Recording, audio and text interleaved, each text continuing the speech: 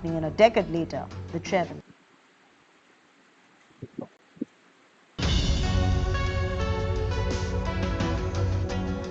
The year was 1962 when a young man of 25 entered the offices of the National Radio and Electronics Company Limited at Andheri in Mumbai. 9 years later, he was the director in charge of the company and a decade later, the chairman of Tata Industries.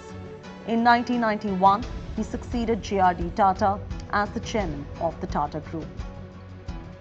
The youth was Ratan Tata, fresh out of Cornell University, armed with a bachelor's degree in architecture, more than ready to enter and learn as he would rise from the lowest rungs in one of India's most hallowed industrial houses.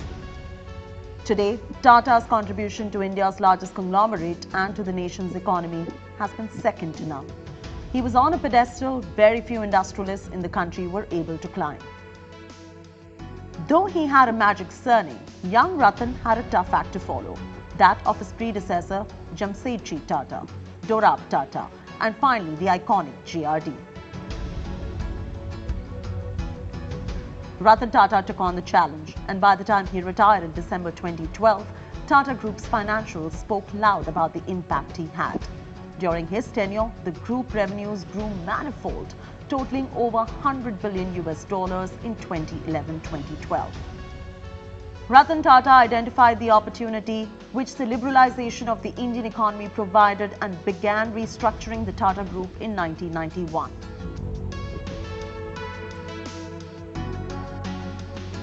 Under his leadership, the group acquired high-profile international brands like Tetley Tea, Daewoo, Soros Steel, Jaguar Land Rover.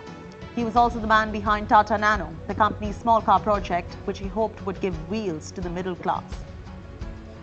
The journey, however, was not easy and tested his mettle at every turn. First, he had to deal with the Sartaps, a legacy left by his uncle J.R.D. Tata. Rusi Modi lorded over Tata Steel. Darbari Seth was the final voice at Tata Tea and Tata Chemicals.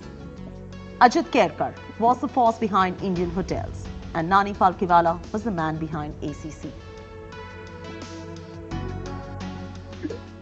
Each considered these companies their fiefdoms and looked at Ratan Tata as another outsider they had to deal with. 6 years after taking over as the Tata Group chairman, all 4 of them resigned.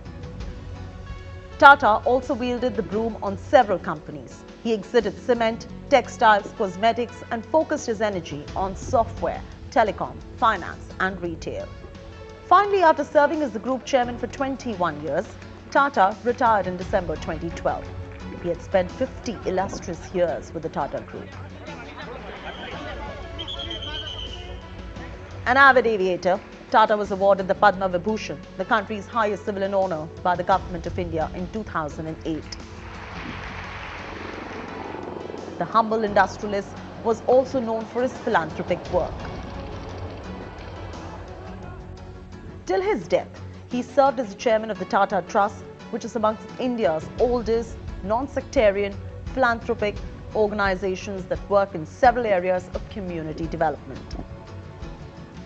The proudest moment for him, perhaps in recent years, was bringing Air India back home to the Tata fold. And while he aimed to touch the skies, his other love was dogs.